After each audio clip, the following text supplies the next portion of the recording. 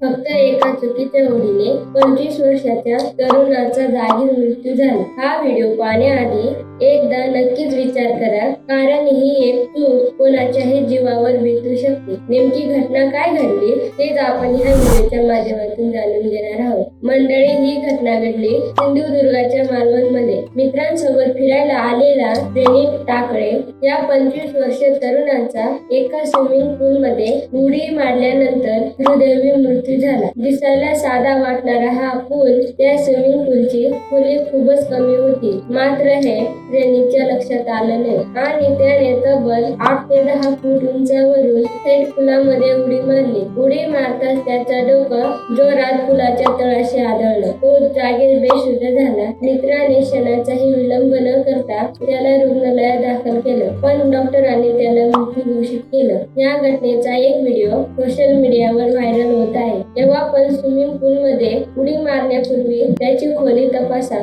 कारण एक छोटीशी चूक ही आयुष्यभराची किंमत मोजायला लागू शकते. मंडळी, या घटनेबद्दल तुमचं मत काय, कमेंट बॉक्स मध्ये व्यक्त करा. भेटू पुन्हा एका नवीन व्हिडिओ मध्ये. तोपर्यंत धन्यवाद.